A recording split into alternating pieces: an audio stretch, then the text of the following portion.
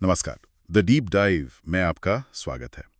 आज हम एक ऐसे टॉपिक पर बात कर रहे हैं जो शायद हम सबके फ़ोन में एक टाइम बॉम्ब की तरह टिक टिक कर रहा है, ऐप स्कैम्स।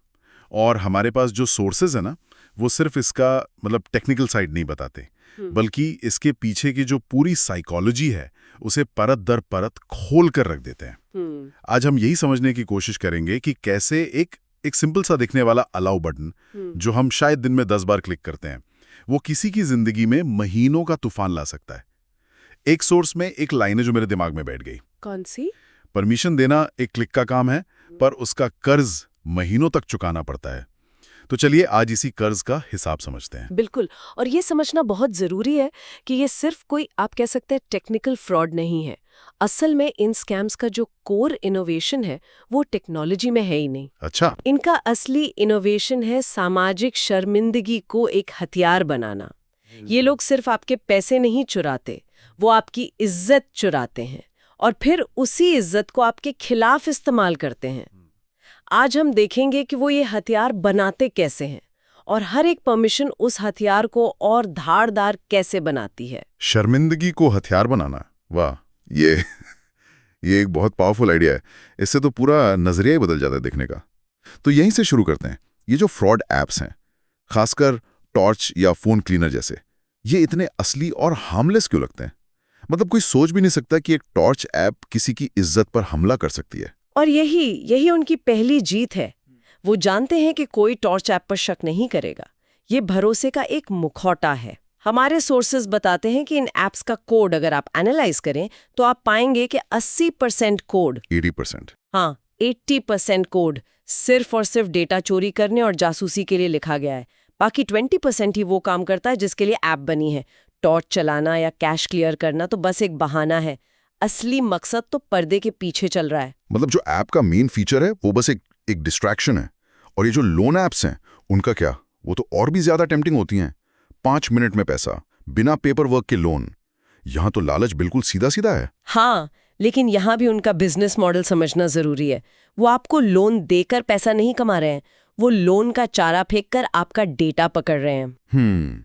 आप सोचिए, वो आपको 2-5 हजार का एक छोटा सा लोन देते हैं और बदले में आपकी पूरी डिजिटल जिंदगी का एक्सेस ले लेते हैं। आपके कॉन्टैक्ट्स, मैसेजेस, फोटोज, लोकेशन। इस डेटा की कीमत उस छोटे से लोन से कहीं कहीं ज्यादा है।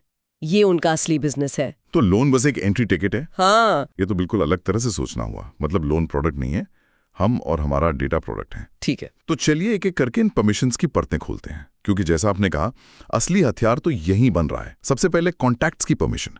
ज्यादातर लोग सोचते हैं ठीक है, मेरे फोन नंबर्स ही तो ले रहा है, क्या फर्क पड़ता है? फर्क बहुत पड़ता है।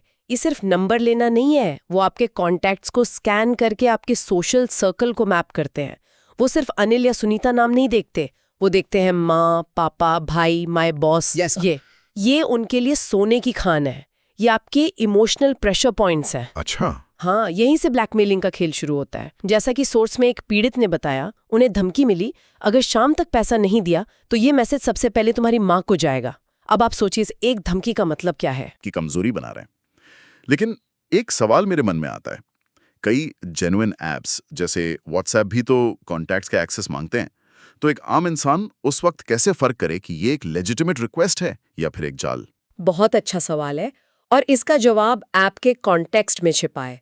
व्हाट्सएप एक कम्युनिकेशन ऐप है, उसे आपके कॉन्टैक्ट्स चाहिए ताकि आप लोगों से बात कर सकें।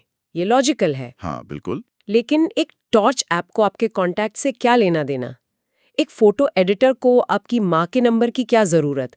जब ऐप का काम और उसकी मांगी गई परमिशन के बीच कोई लॉजिक न दिखे, वही सबसे बड़ा रेड फ्लैग है। कॉन्टेक्स्ट इज की, ये बिल्कुल साफ हो गया। अब आते हैं एसएमएस की परमिशन पर। सोर्स इसे सबसे खतरनाक कहता है। ऐसा क्यों? कॉन्टैक्ट से भी ज्यादा खतरनाक? हर ट्रांजैक्शन का ओटीपी, यूपीआई कंफर्मेशन, कहाँ से पैसा आया, कहाँ गया, सब कुछ लाइव मिल रहा है। सब कुछ? वो आपकी पूरी फाइनेंशियल प्रोफाइल बना सकते हैं। उन्हें पता होता है कि महीने की किस तारीख को आपकी सैलरी आती है, आप कहाँ ज्यादा खर्च करते हैं, या आपकी तिजोरी की डुप्लीकेट चाबी हाथ में लेने जैसा है। कुछ मामलों में तो ओटीपी एक्सेस से वो सीधा आपके अकाउंट से पैसे भी निकाल सकते हैं। बाप रे!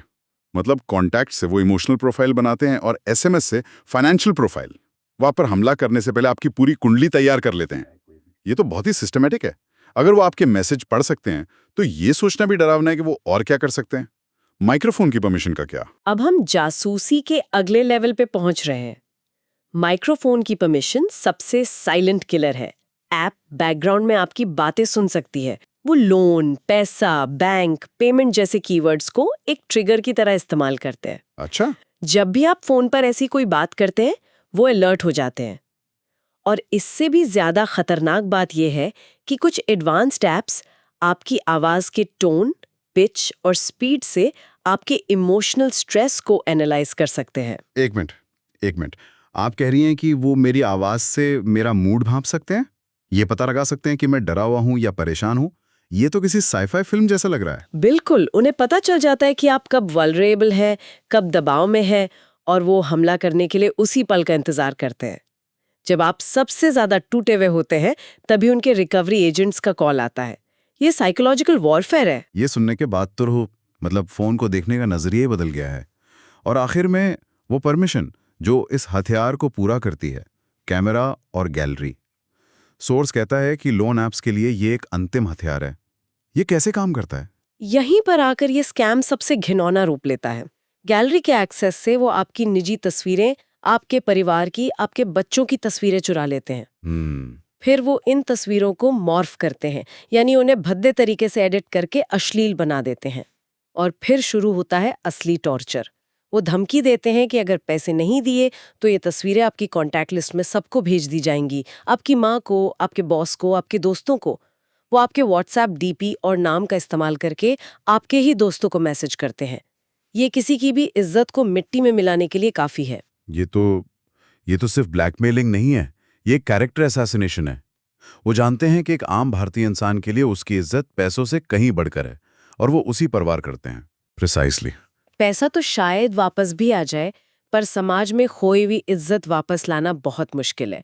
वो इसी डर को बेचते हैं। और एक और चौंकाने वाली बात जो सोर्स में सामने आई है वो ये कि ये सब तब भी चलता रहता है जब हमें लगता है कि हमने ऐप बंद कर दिया है।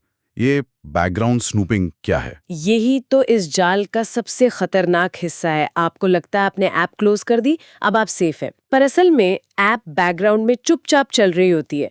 वो लगातार आपके फोन का इंटरनेट इस्तेमाल करके आपका डेटा, आपकी लोकेशन, आपकी बातें, आपके मैसेजेस, सब कुछ विदेशों में बैठे अपने सर्वर्स पर भेजती रहती है। जैसा कि सोर्स में एक एक्सपर्ट ने कहा था, you are not closing the app, you are just closing its window. असल में तो आप ही ओपन हो। बाप रे। तो अब इस पूरी तस्वीर को जोड़कर देखते हैं। ये जो लोन ऐप हरासमेंट का पूरा चक्र है, शुरू से आखिर तक, ये काम कैसे करता है?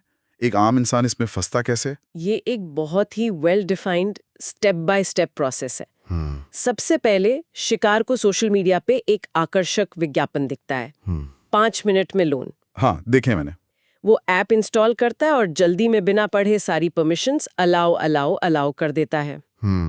उसे तुरंत 2000-5000 का एक छोटा लोन मिल जाता है, जिससे उसका भरोसा बन जाता है। अच्छा, तो पहले भरोसा जीतते हैं। बिल्कुल, लेकिन उसे ये नहीं पता होता कि इसमें प्रोसेसिंग फी, सर्विस चार्ज जैसे कई हिडन चार्जेस हैं।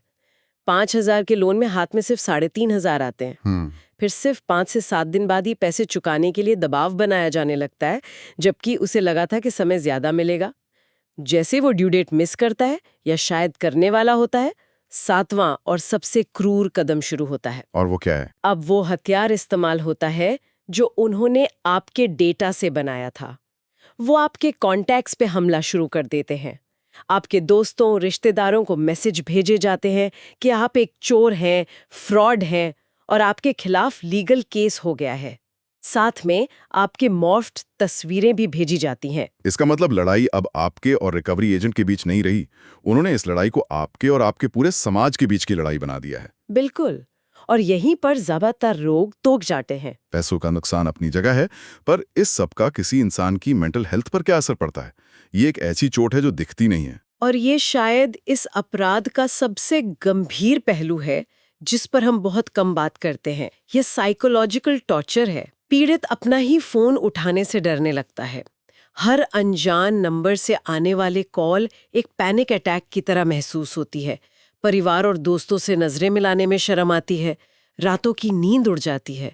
और सबसे बुरी बात, इंसान खुद को दोष देने लगता है। वो सोचता है ये मेरी ही गलती थी, मुझे ही लालच नहीं करना चाहिए था। ये सेल्फ ब्लेम और गिल्ट उन्हें अंदर से खोखला कर देता है। ये सुन के बहुत भारी महसूस हो रहा है। तो अब सबसे जरूरी सवाल पे आते हैं, कोई खुद को इससे कैसे बचा सकता है? ऐसे कौन से कॉन्क्रीट रेड फ्लैग्स हैं जिन्हें देखकर किसी भी ऐप को इंस्टॉल करने से पहले ही रुक जाना चाहिए? कुछ बहुत ही साफ और स्पष्ट संकेत हैं जिन्हें हर किसी को अपनी आदत बना लेना चाहिए। सबसे पहले, कॉन्टेक्स्ट इज किंग।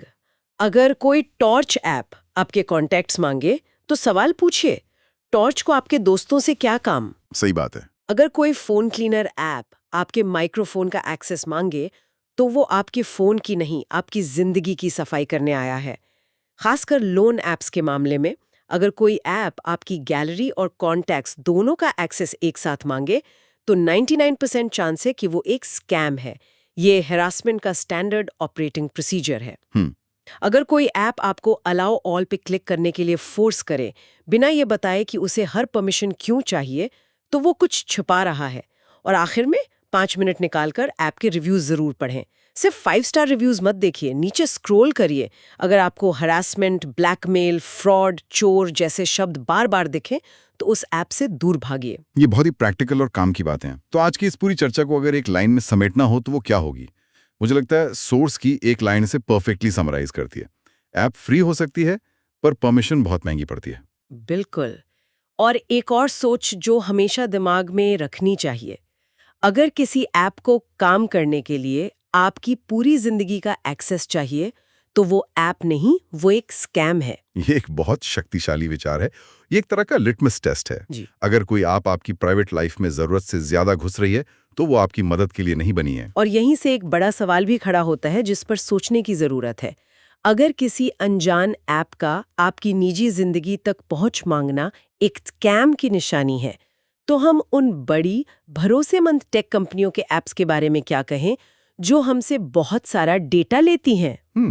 एक जरूरी सवाल है। हम ये कैसे तय करें कि कौन सी परमिशन ऐप के फंक्शन के लिए जरूरी है और कौन सी हमारी निजता पर हमला है? सुविधा और सुरक्षा के बीच की ये महीन रेखा आखिर खींची कहाँ जानी चाहिए?